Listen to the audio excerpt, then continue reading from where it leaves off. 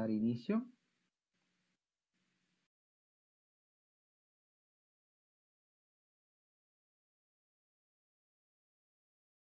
Un inmueble. ¿Por qué se sanea un predio? ¿Por qué se sanea un inmueble? Porque muchas veces en el desarrollo o el historial de la vida de un inmueble existen denominadas heridas, ¿no? Patologías, situaciones que hacen que el predio no esté debidamente inscrito, que no tenga debidamente la titularidad sobre una persona recaída, ¿no? Muchas veces nos preguntan,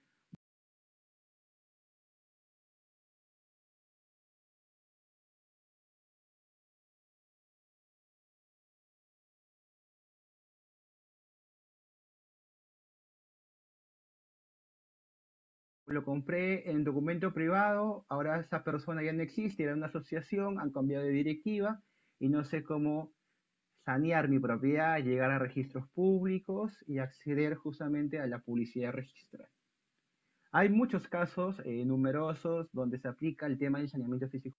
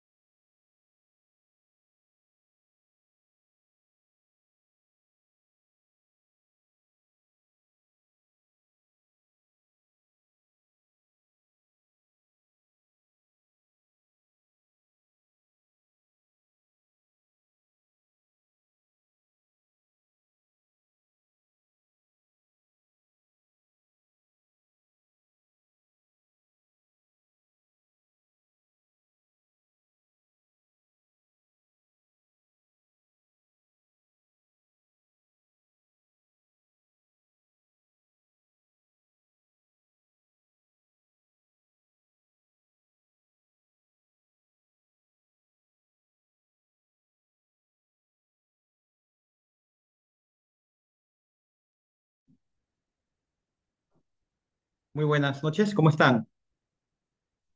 ¿Se escucha fuerte y claro? Vamos a iniciar en breve la sesión. Voy a compartir las diapositivas. Por favor, comentarme en la caja de comentarios del Zoom si se escucha fuerte y claro antes de iniciar la sesión. ¿Qué tal? ¿Cómo estás, Verónica? Muy buenas noches. ¿Cómo están? ¿Me escuchan fuerte y claro? Bien. Ya tengo listo el examen del diplomado.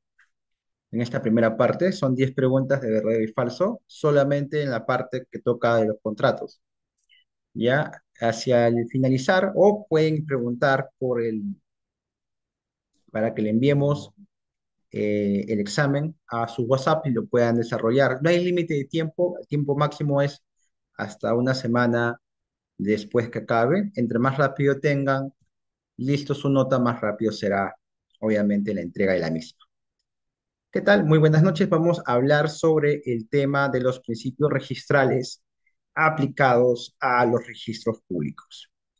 Bien, principios registrales aplicados al registro de predios en particular. Vamos a ver que hay una serie de principios registrales. En la clase de ayer ya le hemos hablado que el sistema registral lo que busca es particularmente difundir o publicitar situaciones jurídicas predeterminadas, ¿no? O sea, no es que uno adquiera derechos a nivel registral, los publicita. Y para publicitar o entender el sistema registral, recuerda que había una serie de pasos. ¿Quién califica en primera instancia? ¿Quién califica en primera instancia la solicitud de inscripción? ¿Quién califica en primera instancia? El registrador, ¿de acuerdo? Y en segunda instancia, el tribunal registral, ¿cierto? Hoy de repente hagamos un pequeño receso para yo compartirle las diapositivas, así que, disculpen, o unos materiales de casos prácticos y vamos a ir comentando, ¿ya? Así que voy a acabar rápido la sesión teórica para tener más tiempo para la sesión práctica, ¿de acuerdo? Bien, y no todos los principios, esto es una pregunta de cajón en un examen, no todos los principios que están recogidos en el Código Civil y el Reglamento General de Registro Público son aplicables al registro de predios, ¿de acuerdo? No obstante a ello, hay que entender estos principios. Hay principios que se aplican en la calificación, hay otros principios que se aplican post calificación, ¿ya? Y recuerden que el día de ayer vimos inmatriculación, ¿no? Y hay que tener en cuenta en la inmatriculación una serie de criterios al momento de inmatricular un predio a nivel registral, ¿no? Acá, por ejemplo, encontramos en la teoría, ¿no? eh, un tema de inscripción de dominio a través de una prescripción adquisitiva de dominio.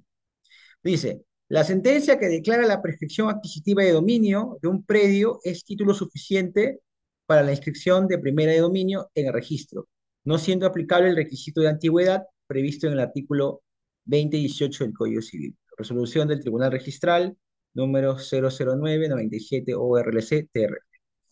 Vemos en otros lados, también bajo el concepto de la inmatriculación, para la inscripción de resoluciones administrativas que impliquen la declaración, modificación o extinción del derecho de propiedad sobre bienes, se requiere acreditar que aquellos han quedado firmes, ¿no? Acá es firmes, han quedado firmes. Resolución del Tribunal Registral también. Vemos que se puede inscribir inmuebles no necesariamente a través de una rogatoria por parte de una persona, ¿no? Viene de parte también, como les dije, ¿quiénes pueden rogar?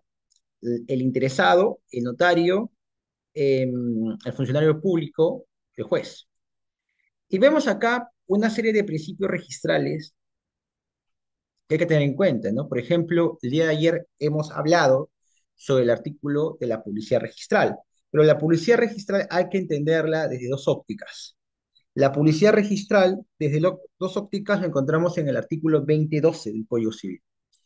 Y el artículo 2012 del Código Civil nos habla particularmente sobre cómo entender la publicidad desde el punto de vista material y desde el punto de vista formal. Acá encontramos en la lámina lo siguiente, y de la mano con la casación 2504-2015 Lima, que señala lo siguiente. El artículo 2012 del Código Civil consagra el principio de publicidad registral, según el cual se presumen sin prueba en contrario que toda persona tiene conocimiento del contenido de las inscripciones. En ese sentido, quien interactúa en el mercado de bienes registrables tiene la carga de conocer las inscripciones, que es una información que se encuentra accesible a la persona que pretende realizar una disposición patrimonial. Si esta carga de cuidado es infringida por los afectados, la lesión patrimonial es competente de la víctima. Casación 2504-2015 Lima. ¿Qué más encontramos en la lámina?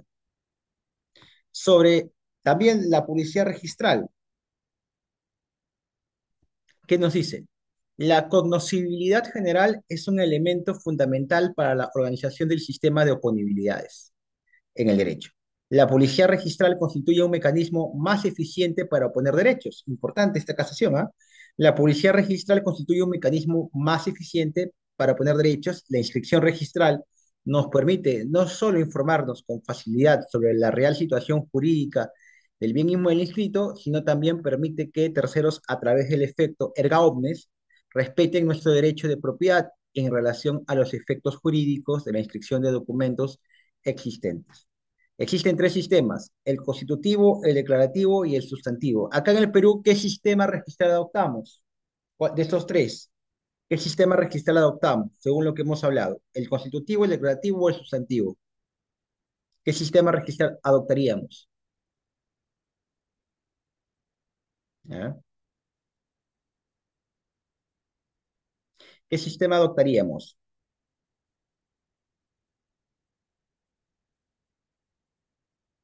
A ver, ¿qué sistema adoptaríamos? El declarativo, ¿no? Porque nosotros no constituimos derecho a nivel registral, ¿de acuerdo?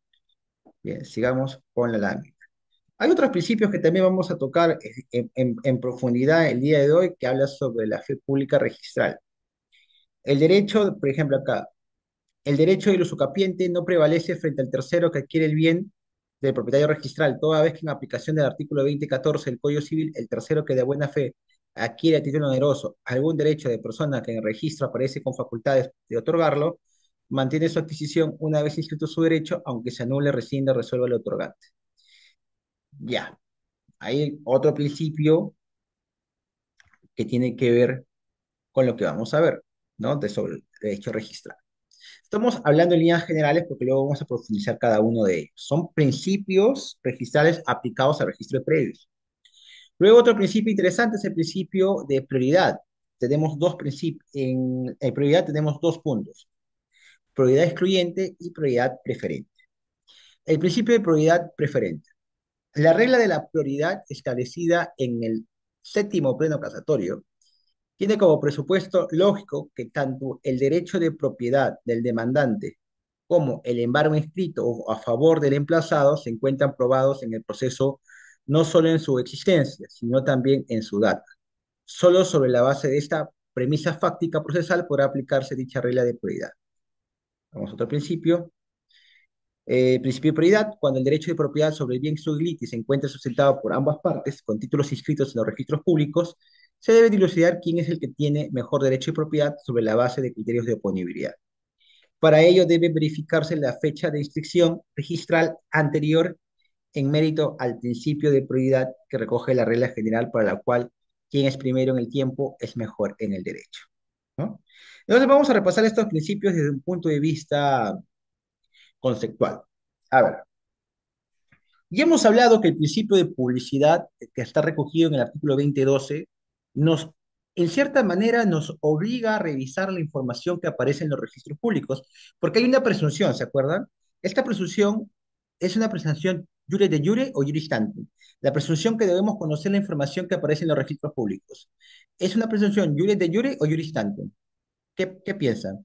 ¿Jure de jure o juris tantum? Jure de jure, recuerdan que nos obliga a conocer nosotros como una imposición de diligencia el contenido de los registros públicos, ¿cierto? ¿Y cómo podemos conocer el contenido de la información registral? ¿A través de qué mecanismos? A través de los mecanismos que nos otorga precisamente los registros públicos, que son las partidas registrales, los certificados registrales inmobiliarios y también la lectura del título archivado. Entonces, hay que entender que la publicidad registral se debe entender como el acceso a la información, ¿no? Material y también como el contenido que tiene esa información. Puedo acceder a ese contenido a través de mecanismos telemáticos, virtuales, mecanismos en los cuales yo puedo obtener información, ¿no? Y lo que está contenido en ese documento es precisamente la información que a mí me sirve. Desde la óptica actual, todos los documentos que aparecen en los registros públicos sirven para darnos una idea, pero hay uno en particular que nos ayuda a estar completamente seguro de que no estoy actuando de forma negligente. Entiéndase negligencia como la falta de revisión de documentación y toma de decisión en función a esa falta de documentación. ¿Cómo yo soy considerado negligente? Al momento en que no reviso toda la información que podía estar a mi mano. Entonces, ¿qué nos exige la norma? Que revisemos hasta dónde. Que revisemos el CRI, revisemos la partida o hasta dónde deberíamos revisar para ser considerados adquirientes diligentes. ¿Hasta dónde deberíamos ser considerados para ser adquirientes diligentes? A ver, ¿quién me responde? ¿Hasta dónde deberíamos revisar para ser considerados? A ver, por acá. Vamos a la respuesta por acá. Correcto, título archivado. ¿Y qué viene a ser el título archivado? ¿Qué vendría a ser? Toda esa documentación que se ha presentado ante los registros públicos y que su nombre lo dice, queda archivado porque de ahí se extrae la información. ¿De acuerdo? Por ejemplo, ¿qué queda archivado en el título? El testimonio. Y el testimonio viene de una minuta. O sea, yo puedo encontrar cómo han negociado, con qué tipo de cheque han pagado, la forma de pago, porque el testimonio está en el título archivado. O las partes judiciales de cómo se inscribe una propiedad. De repente, a través de una prescripción adquisitiva de dominio, se inscribe una propiedad, pero yo puedo revisar las partes judiciales y por lo tanto también conocer el número de expediente, ¿no? Entonces, el título archivado viene a ser toda la información de manera no desglosada, o sea, no desglosada, disculpen, no analizada, pero donde nosotros podemos tomar en consideración esta información para la toma de decisiones generales. Era un debate, esto es muy interesante porque se pretendía que solo la información que aparecía en la partida registral fuera la necesaria. Yo creo que sí, en realidad, porque a nivel inmobiliario, pues, ¿para qué sirve el registrador? ¿Para qué sirve? Precisamente para adecuar la calificación registral. Y entonces, si no se adecua la calificación registral, este, el registrador que es un mero copiador de documentos, no, él hace una técnica registral, ¿no? Y ese es el tema. Pero para evitarnos conflictos, te dice que además de la información registral, tú puedes tener mayor seguridad revisando el título archivado. Entonces, ese es el punto de, se podría decir, exigencia actual, ¿ya? Entonces, este principio de publicidad registral nos ayuda a nosotros a entender que como compradores diligentes tenemos que revisar hasta el título archivado. Luego, en función a ello también, el principio de legalidad.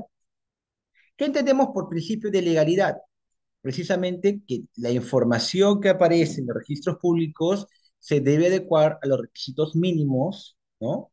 Que tienen que tener los documentos, ¿no? Firmas, documentos necesarios para la inscripción, entre otros, ¿no? Como está recogido en otros textos sobre el principio de legalidad. Adicional a ello, el principio de titulación auténtica.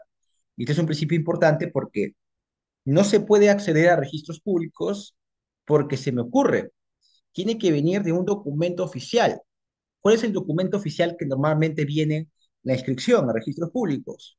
La escritura pública, pero puede venir también a través de un parte judicial, ¿ya? Entonces, no porque nosotros estemos interesados en escribir un derecho, vamos a inscribirlo como tal. Tiene que ser oficial la forma en cómo se escribe. Y como vemos acá también en la lámina, hay otros principios que van de la mano y hemos discutido, que es el principio que está recogido en el artículo 2013 y en el 2014. El 2013 habla sobre el principio de legitimación. Y el principio de legitimación, si bien es cierto, es post-inscripción, o sea, post-calificación, nos ayuda a entender que el sistema registral no es perfecto, como habíamos hablado ayer. No obstante a ello, a pesar que no es perfecto, presume de validez de lo que se escribe.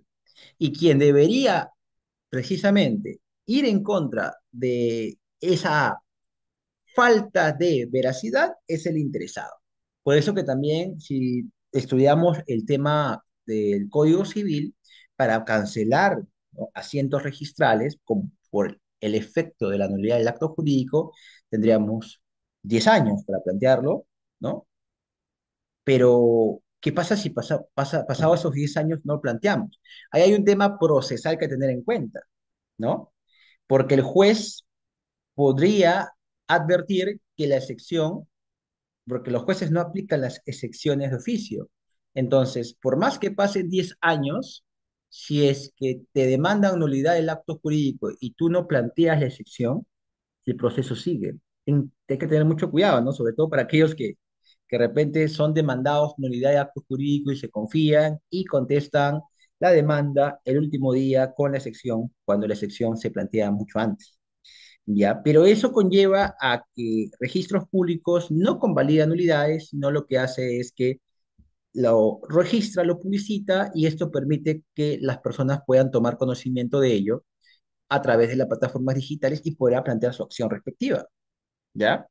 Entonces, el principio de legitimación es una legitimación que tiene una presunción juris tanto, ¿ya? Juris tanto. Se puede ir en contra de ello. Y luego también el principio de fe pública registral, que nos permite que alguien que compra confiando en la publicidad registral mantenga su adquisición siempre y cuando cumpla una serie de requisitos primordiales. Estos requisitos primordiales vienen a ser particularmente, ¿cuáles? El haber revisado la información registral, el haber invertido el dinero, es decir, tiene que haber existido una contraprestación onerosa, que tiene que haber además la inscripción del derecho, ¿no? Y obviamente el no afectar un derecho o conocer adrede la afectación de un derecho, porque puede haber fácticamente la afectación de un derecho de un tercero, pero esta afectación esta persona no la conocía, por lo menos no tenía posibilidad de conocerla revisando la información registral. Entonces, el tercero registral lo que busca es la circulación de la riqueza, ¿no? Bajo la teoría de tráfico dinámico, el sistema dinámico, ¿no? Entonces hay que tener en cuenta ese factor del 2014 también. Otros principios a tener en cuenta, lo hemos mencionado, el principio de prioridad. El principio de prioridad nos significa que puede haber muchos títulos presentados a nivel registral y en un orden de tiempo, estos títulos van a ser eh, favorecidos dependiendo de qué tiempo se presente. Y hay dos tipos de prioridad, la prioridad excluyente y la prioridad preferente. Por ejemplo, ¿cuándo se aplica prioridad excluyente? Cuando los títulos presentados entran en conflicto. Dos títulos de propiedad. Se presentaron uno en el 2014 y otro en el 2015. Obviamente va a haber exclusión entre ellos, pero inclusive esta exclusión puede darse por tema de tiempo, de días, minutos.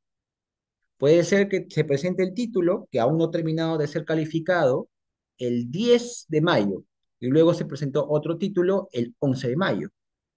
¿Cuál título va a tener prioridad en este caso? ¿Qué título? El primero que ha sido presentado ante los registros públicos.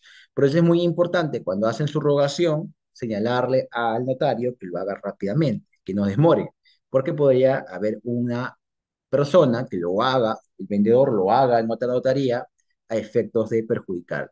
Por eso es muy importante aquí establecer el tema del bloqueo, ¿no? El bloqueo registral para evitar que el vendedor lo vuelva a vender durante este tiempo. Y la prioridad preferente es básicamente que se escribe dos títulos, pero no son excluyentes entre sí, pero pueda tener preferencia un derecho. Por ejemplo, una hipoteca. Yo escribo mi hipoteca el día viernes pasado y mañana alguien pretende escribir su hipoteca. ¿Se van a rechazar? No, se van a escribir las dos hipotecas. Sin embargo, una va a tener preferencia sobre la otra. ¿De acuerdo? Bien, y también hay que tener en cuenta el principio de primero en el tiempo, primero en el derecho, es un principio que no es un principio registral en estricto, pero está recogido en el artículo 2022. Y el artículo 2022 nos establece que cuando hay un conflicto entre dos derechos reales, prevalece el que tenga primero la inscripción. Sin embargo, cuando dice que hay un conflicto entre un derecho real y un derecho obligacional, se aplican las reglas del derecho común. ¿Cómo se debe entender la aplicación de las reglas del derecho común? Ese es otro tema. Pero podemos resolver este conflicto señalando lo que dijo el séptimo pleno casatorio y desde un punto de vista personal es que prima el derecho que es exigible en su momento. Si ese derecho nació primero, ese derecho gana, independientemente de la inscripción que esto tenga. Porque recuerde, si hablamos que el sistema registral es declarativo, podemos tener en cuenta que todos los derechos tienen prevalencia independientemente si la norma le otorga particularmente un criterio de oponibilidad. Si la norma no le otorga criterio de oponibilidad, como es el 2022 segundo párrafo, pues se debe resolver el conflicto cuando el derecho nace primero. Nace primero desde el punto de vista de la exigencia. ¿De acuerdo? Por ejemplo, a ver, si yo me pido prestado un dinero al banco, y es un poco la discusión conflictiva, me pido prestado el dinero al banco el 1 de febrero de este año, un crédito de 50.000 soles, pero no hipoteco mi caso, no hipoteco, me pido prestado dinero al banco. ¿Cuándo nace el derecho de crédito? Si me pido prestado el 1 de febrero. ¿Cuándo nace el derecho de crédito? Ese mismo día, ¿correcto? Hay un crédito a favor del banco y yo voy pagando mensual. Eh, yo puedo vender mis propiedades y sin pedirle permiso al banco. Sí, ¿no? O sea, si yo vengo pagando mis cuotas mensuales, puedo comprar mis autos, vehículos, terrenos, comprar, vender, ¿no? De repente quise comprar con ese préstamo un terrenito, lo acondicioné, ¿no? Y lo comencé a alquilar, después lo vendí, le gané ¿no? A la venta, compré un terreno de por 1.000, luego lo subdividí, qué sé yo. No está prohibido que yo compre y venda a pesar que haya un crédito, ¿no? No estoy aprovechándome del banco, ni estoy señalando que no le voy a pagar. La pregunta es, ¿cuándo es exigible? ¿Cuándo es exigible? Todos los meses, ¿no? Pero exigible de manera completa es cuando dejo de pagar mensualidades. Y el banco ahí me puede exigir el pago completo, ¿de acuerdo? Entonces mi pregunta es, si yo dejo de pagar al banco en julio, ponte, en julio, dos cuotas ya pasaron en julio, el banco me puede exigir el pago completo y me intima en mora, aunque otros bancos podrían no intimarte en mora. Es decir, te decir, ya eres deudor, ya eres moroso. Si yo ya entré en morosidad, se podría decir que el crédito es exigible, ¿cierto? Ahí ya no hay duda de ello. Entonces, si yo, que soy moroso, comienzo a deshacerme de mis bienes para evitar el cobro, ahí ya viene el tema, ¿no? Y de repente viene un tercero, me compra la propiedad. Y este tercero que me compra la propiedad va a alegar que tiene un derecho real, y que de repente no inscribió. Y por otro lado, existe el banco que tiene un derecho de crédito. Ese es el tema en la aplicación del 2022. ¿Cómo se resuelve? ¿Qué derecho es exigible en ese momento? ¿Y quién ganaría? ¿No? El séptimo pleno casatorio ha establecido con esta fórmula de tercerías excluyentes de dominio que bastaría que el tercero, que tiene un derecho real de propiedad, haya acreditado que tenga su adquisición en un documento con fecha cierta y la fecha cierta sea anterior a la inscripción del embargo. Es decir, la regla va a ser el embargo, al ser publicitado en registros públicos, tiene cognoscibilidad y oponibilidad recién ahí. Claro, el embargo tutela un derecho de crédito. Y la propiedad del tercero recién es cuando él lo adquiere, pero te da documento de fecha cierta, porque puede ser que él lo adquiera antes, pero la fecha cierta sea después. Se me ocurre que lo compran el 15 y dan fecha cierta una semana después. No puedo decir que es el 15. Lo que sí puedo asegurar es que el documento tenga fecha cierta el día tal, lo que lo firma el notario, 22, por ejemplo, ¿no?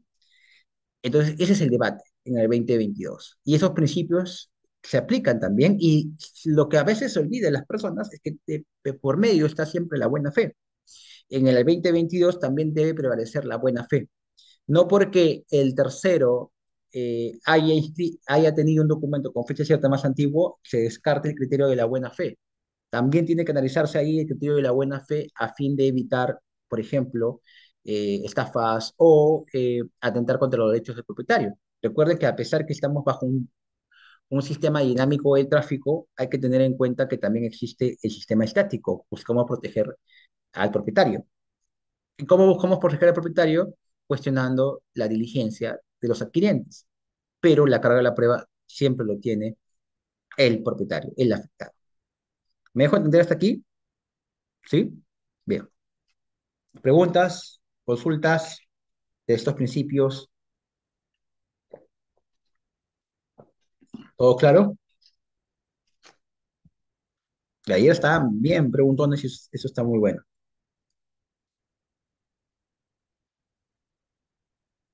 Acá hay un par de casos prácticos que vamos a desarrollar y con esto vamos a terminar esta primera parte y luego vamos a abordar un caso del tribunal registral, ¿ya? O sea, yo voy a acabar con esta parte, hacemos un pequeño receso mientras que yo comparto 5 o 6 minutos máximo, mientras que yo comparto unas casaciones, no, una jurisprudencia del tribunal registral para poder desarrollar el caso, ¿ya? Y luego vamos a explicar el tema del examen, ¿ya? Ya sea, regresamos, se toma su café y voy a explicar el tema del examen, es importante, ¿no? Aprovechando a la hora de break, me quedo con los del hablar el tema del examen. Hay cuidado con los audios, por favor. Vamos a ver si. Vamos a ver. Ya. Vamos con estos casitos prácticos. ¿Sí se puede visualizar los casos prácticos? Vayan leyéndolos, por favor. Vayan leyendo los casos prácticos y vamos a ver cómo lo resolvemos, ¿no? Estos casos prácticos estaremos acabando a las 9:30 más tarde. Son dos casos prácticos. Luego abordamos el tema de el break, y en el break aprovecho para quedarme con los que están en el diplomado para poder explicarles el tema de la evaluación, ¿ya? Y luego acabamos resolviendo el caso del tribunal registral. Vayan leyendo el caso, a ver, me comentan, por favor, léanlo y 5 minutos demos para que lo lean y vean cómo resolver el caso, ¿ya?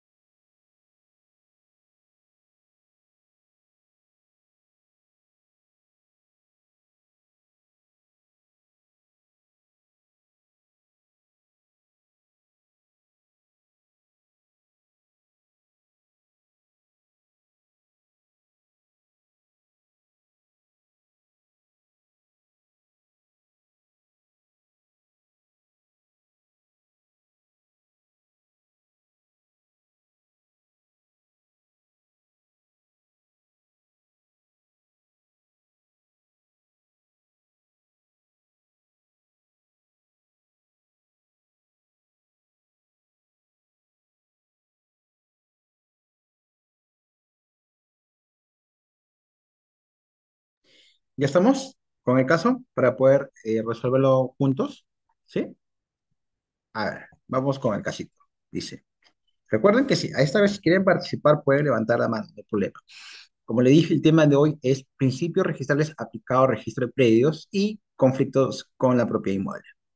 ¿Ya? Jorge celebra un contrato de compraventa de bien futuro.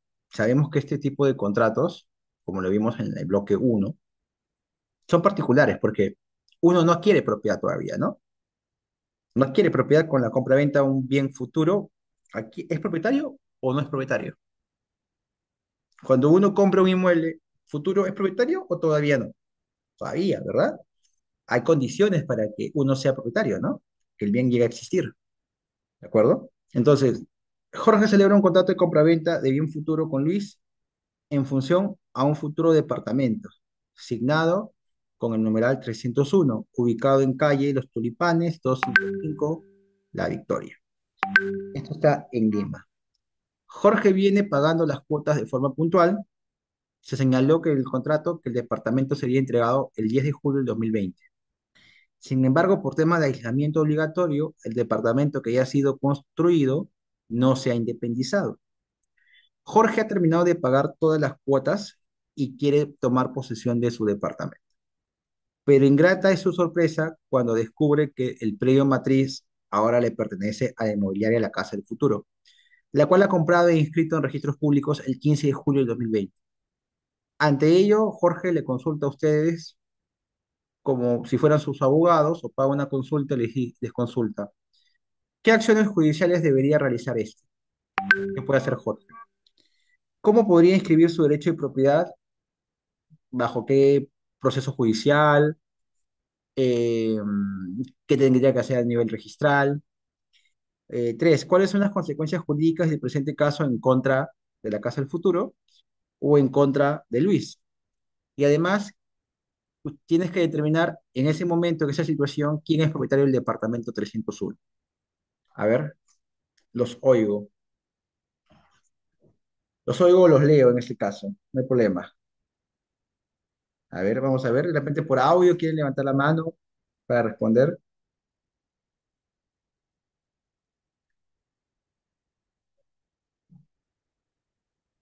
A ver, vamos a ver. Respuesta.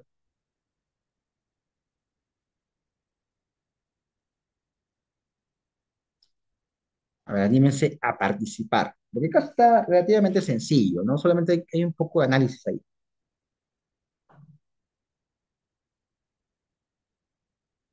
Ahora vamos a ver, los leo.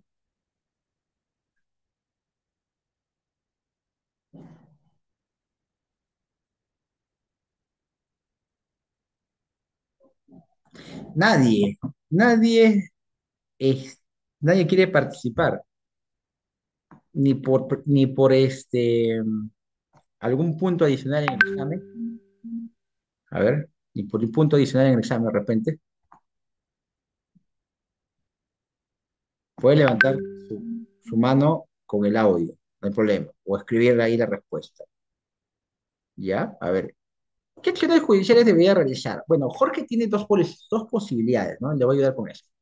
Jorge puede pedir resolución del contrato porque hay una especie de incumplimiento contractual, ¿no? Lógico. Está actuando contra la mala fe el señor Luis, ¿no? Y puede pedir incumplimiento del contrato. O como también podría exigir el cumplimiento del contrato y quizás podría pretender una acción judicial de otorgamiento de escritura pública.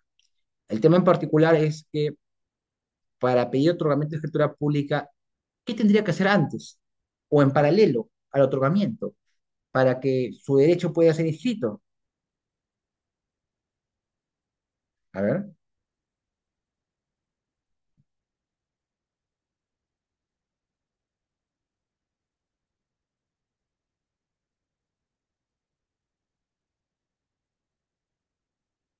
a ver, ¿qué tendría que hacer antes, Jorge, para poder, en el supuesto caso de que gane el otorgamiento, puede inscribir su derecho? ¿Qué tendría que hacer? ¿Qué tendría que hacer? Correcto, nulidad del asiento de la nueva inmobiliaria. Eso tendría que hacer, ¿no? Entonces, ¿qué acciones judiciales? Depende.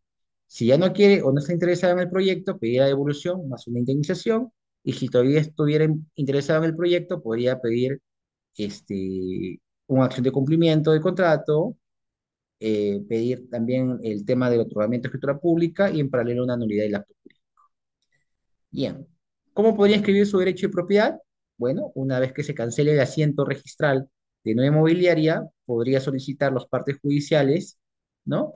Para inscribir su derecho de propiedad. Recuerden que quien ordena la inscripción sería el Poder Judicial, ¿no? Jorge no podría ir de frente con la minuta a inscribirlo, ¿no? Por el principio de que no podría inscribirlo de frente con la minuta. ¿Por qué principio no podría inscribirlo? Por el principio de titulación auténtica. ¿De acuerdo? Bien. Acá hay una pregunta, dice, ¿qué podría alegar la inmobiliaria? La inmobiliaria puede alegar muchas cosas. Por ejemplo, la inmobiliaria puede alegar que es un tercero de buena fe, ¿no? Porque él inscribía en registros públicos, ¿no? Jorge no tomó posesión y que obviamente desconocía de la venta, porque estamos hablando de un departamento y la inmobiliaria compró todo el proyecto. Entonces podría también haber un acuerdo y decir, ¿no? ¿Sabes qué? Lleguemos a un acuerdo. Hacemos una cesión de posición contractual, que también es una posibilidad, ¿no? Más que acción judicial, ¿cómo podría escribir su derecho Jorge? A invitar a conciliar y decirle particularmente a la inmobiliaria de la Casa del Futuro que llegue a una sesión de posición contractual. Entonces se le invita a Luis también. Luis firma la sesión de posición contractual en la cual se compromete la Casa del Futuro a respetar. Porque al fin y al cabo, Jorge y Luis firmaron un contrato. Eso es un contrato válido y eficaz que luego traspasa Luis a favor de la Casa del Futuro para respetar este contrato y todo el dinero puede pasar ahora a la Casa del Futuro. También es una solución viable, ¿ya? ¿Cuáles son las consecuencias jurídicas del presente caso? Bueno, en contra de Luis una demanda y por lo tanto también una indemnización, ¿no? Por lucro cesante, daño emergente, el que ustedes crean pertinente en el tema de responsabilidad. Y contra la Casa del Futuro es un tema interesante porque la Casa del Futuro no que pierda toda la propiedad. En cierta manera, entraría un conflicto respecto al departamento, ¿no? Porque la Casa del Futuro está adquiriendo todo el inmueble, todo el proyecto.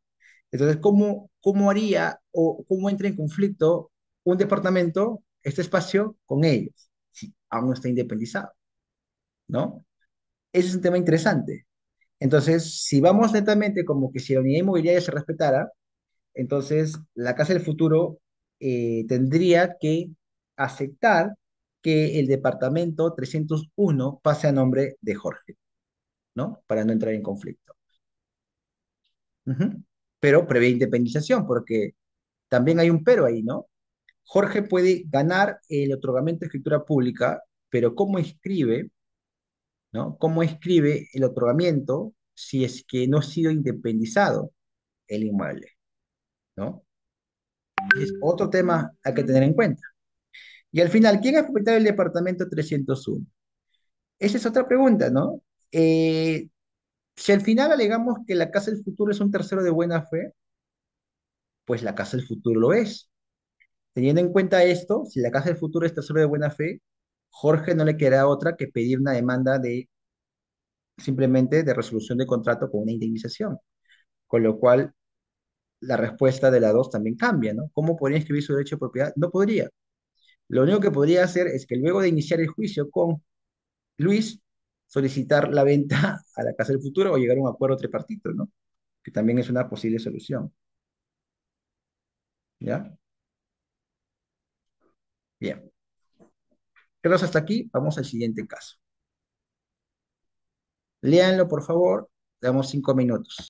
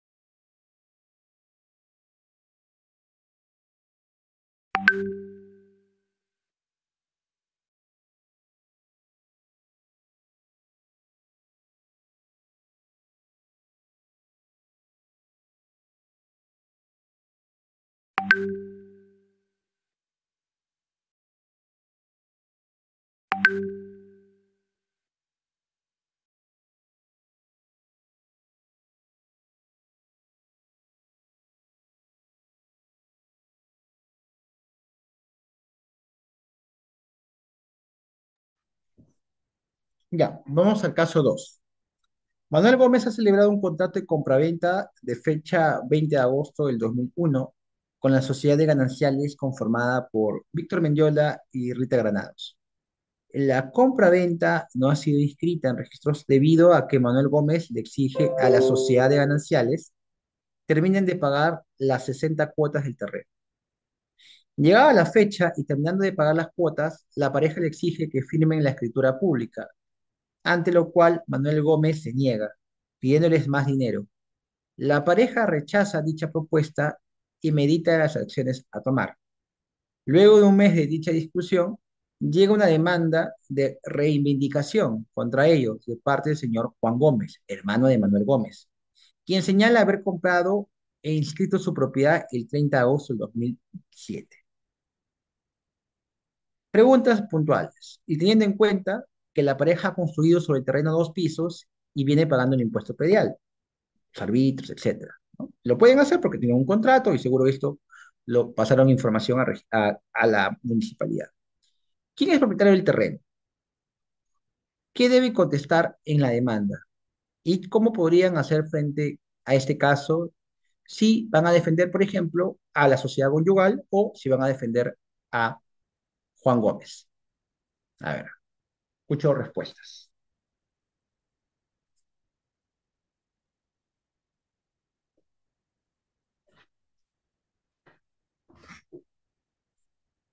A ver. ¿Quién es propietario del terreno? ¿Quién es registralmente quién es propietario del terreno? Registralmente. ¿Quién es propietario del terreno? Juan Gómez, ¿no? El hermano, correcto. Pero sería una venta nula, fraudulenta. O sea, el sistema lo permite, ¿no? Principio de legitimación. Hasta el momento, registralmente el propietario es el terreno de Juan Gómez. Civilmente hablando, viene el problema, ¿no? ¿Quién sería el propietario? ¿Juan o la sociedad conyugal? Ese es el tema. Para ustedes, ¿quién sería el propietario? ¿Juan o la sociedad conyugal?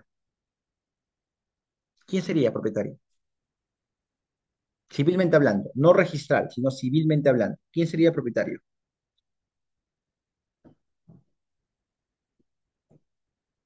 ¿Mm? ¿Quién sería el propietario civilmente hablando? Depende, ¿no? Algunos van a decir, como hubo mala fe del hermano, si se plantea una nulidad, deberían ser considerados propietarios de la sociedad conyugal, ¿no? También es una posibilidad. Ahora, la sociedad conyugal, ¿qué debe contestar la demanda?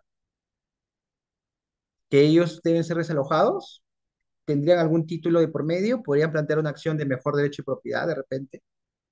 ¿Podrían plantear mejor derecho y propiedad? ¿Sí o no? Sí, es una posibilidad. También podrían plantear prescripción adquisitiva de dominio, se me ocurre también, ¿no? Para poder conservar su derecho, ¿cierto? ¿Ustedes qué piensan? Porque miren, tengan en cuenta que Juan Gómez no se percató que en la partida registral, ¿no? Decía terreno. Y en la fábrica actual hay una construcción. Entonces, si hay una construcción, se presumiría que alguien más ocupa el inmueble. Asimismo, si va a revisar la información que aparece en la municipalidad, encontraría quiénes son los titulares. Acá hay una pregunta, dice, ¿qué son propietarios por haber cumplido con las condiciones de contrato primigenio? Claro, serían propietarios porque la sociedad conyugal le pusieron la condición de que termine de pagar.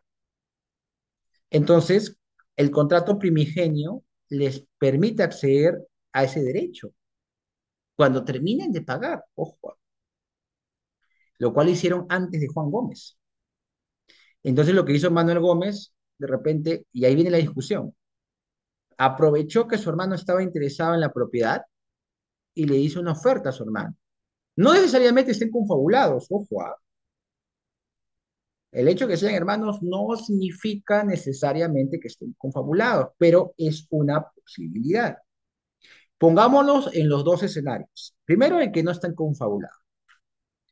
Entonces, Manuel Gómez aprovecha, el que se aprovecha es Manuel Gómez y se lo vende a un tercero, en este caso a su hermano. Pero el tercero, que es su hermano, no revisó la información sobre el pago del impuesto predial, ¿no? Claro, estamos hablando de esos años. Actualmente eso ya no es posible, ¿no? Actualmente, eh, para que tú vendas una propiedad, tienes que entregar al vendedor el documento oficial de la municipalidad, la cuponera, como se le conoce, con el pago íntegro. Entonces no podría aparecer otra persona, a menos que haya duplicidad de cuponeras, que también es una posibilidad. ¿Ya? Hay que tener en cuenta este factor porque antiguamente las reglas, o sea, cuando hablamos de estos años, no era obligación estar al día en el pago de los impuestos prediales. ¿Me entienden? O ni siquiera era necesario traer las cuponeras en algunos casos. Pero puede haber el tema de duplicidad de cuponeras. Y eso sí es preocupante porque yo puedo pensar que estoy pagando mi impuesto predial y que obviamente no existe nadie más, y esa información me la dan yo como comprador, pero al final me pude haber enterado porque hay duplicidad de cuponeras y obviamente si hay alguien en posesión, yo no le voy a comprar a esa persona, ¿no? Como también dice Verónica, hay una obligación de revisar posesión actualmente como tema de diligencia y no lo hizo el señor Juan Gómez, independientemente si fuera buena fe o mala fe o estuviera confabulado o no, no lo hizo. Entonces, estamos hablando de una falta de diligencia y la falta de diligencia conlleva que ya no tenga esta buena fe y por lo tanto podría caerse su derecho de propiedad en un mejor derecho de propiedad, en un juicio de mejor derecho de propiedad, ¿de acuerdo? Entonces tenemos dos soluciones, nos vamos por el mejor derecho de propiedad o nos vamos por una prescripción adquisitiva de dominio, que también pueden aplicarlo tranquilamente la sociedad conyugal. ¿Por qué? Porque del 2001 hasta el 2007 habrían pasado 6 años, pero ellos tienen justo título, que es el contrato de compraventa. Y si lo vemos o estudiamos la figura de la prescripción, digamos, que voy a abordar en un futuro diplomado sobre saneamiento físico legal o juicios de la propiedad, entenderemos que podemos aplicar ello. ¿De acuerdo? Bien. Entonces me voy a detener hasta aquí, ¿ya?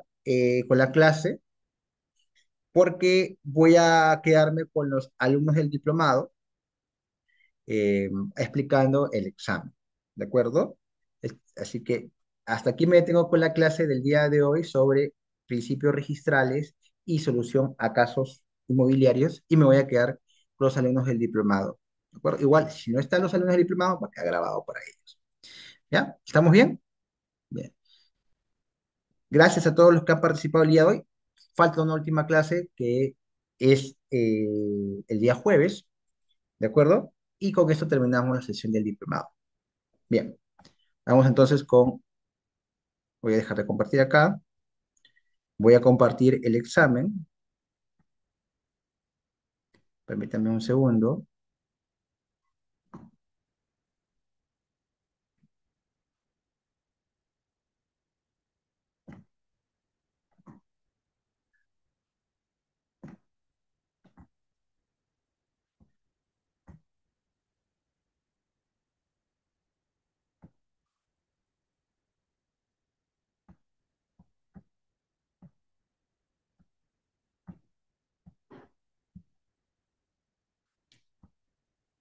Ya, no sé si pueden visualizarlo ahí, ¿sí? Pueden, por favor, confirmen si pueden, si no lo voy a agrandar, ¿correcto? ¿Pueden visualizarlo ahí? Confírmenme si pueden ver el examen ahí, ¿sí? ¿Sí se puede ver? A ver, ya, perfecto. El examen consiste de 10 preguntas. Eh, entre más rápido la entregue, más rápido tiene su nota. Yo he tratado de colocar las preguntas, verdadero y falso, y también las he pasado por un sistema de la IA, ¿no? Porque la IA sí responde a las preguntas. Y tú puedes colocar, dígame si es verdadero o falso, ¿no? No me quiero complicar en realidad. Podría haber colocado justifique, y obviamente la justificación de la IA no es correcta. Eso sí he revisado. Me he percatado que la IA te da una respuesta que puede coincidir con la correcta, pero la justificación no es la adecuada, ¿ya? Pero yo confío en que van a revisar los videos o se van a acordar sus apuntes y van a responder adecuadamente, ¿no? Y ojo, que el examen son de 10 preguntas nada más. Ya la próxima, no, que no hay necesidad de hacerlo oral el examen. Puede ser así escrito y pueden hacerlo hasta 2 veces, ¿no? Tienen su nota, pero obviamente el segundo examen no es igual al primero. El segundo examen va a ser un examen de desarrollo, ¿de acuerdo? Así que tómense su tiempo en realizar, ¿ya? Estas son las 10 preguntas. Voy a repetirlas porque eso es lo que tocamos en el bloque uno de contratos inmobiliarios. Por ejemplo, te dice que cada pregunta tiene 2 puntos adicional y por cada equivocación menos 0,5. ¿Ya? Tenemos, por ejemplo, la cláusula de desalojo notarial es exclusiva a todos los contratos donde se cede la posesión, por lo que no se puede incluir en un contrato de compraventa. ¿Eso será verdadero o falso? No lo sé, ustedes lo marcan. Dos, al término del contrato de arrendamiento, ¿ya? Si el arrendatario sigue en posesión del inmueble sin renovación del contrato, ¿se puede considerar a este como ocupante precario? Vamos a ver. Luego, la oponibilidad es la exigencia del derecho que uno ostenta, es decir, al generar oponibilidad frente a otra persona, ¿se privilegia primero acorde a la norma en particular? Vamos a ver. Y así tienen su examen, ¿ya? El examen es claro, puntual, verdadero y falso, tiene su nota. Preguntas hasta aquí de los diplomados. Creo que faltan alumnos, seguro están ocupados, igual se les va a mencionar esto, pero creo que por aquí hay alumnitos que sí están en la clase, así que ya saben cómo son las preguntas y se les va a mandar directamente su WhatsApp para que respondan y nos devuelvan con su nombre completo y las respuestas. ¿De acuerdo? ¿Estamos claros hasta aquí? ¿Sí? Para los del diplomado. Bien, recuerden que falta una clase, ya, acabamos el diplomado, tienen que dar su siguiente evaluación. El promedio de las dos evaluaciones es su nota final y luego va a haber un taller especial para ustedes, ¿no? Después de tener su nota, va a haber un taller especial para ustedes totalmente gratis, ¿de acuerdo? Con temas prácticos. Bien, no sé si hay preguntas hasta aquí, ¿todo claro? Voy a dejar de compartir. Preguntas hasta aquí, ya que hemos visto el día de ayer o el día de hoy sobre derecho registral inmobiliario. No sé si queda alguna duda de lo que hemos visto durante este fin de semana. ¿Todo claro? Recuerden que la próxima clase es el día jueves, ¿de acuerdo? Es el día jueves, la última clase y con eso finalizamos el diplomado.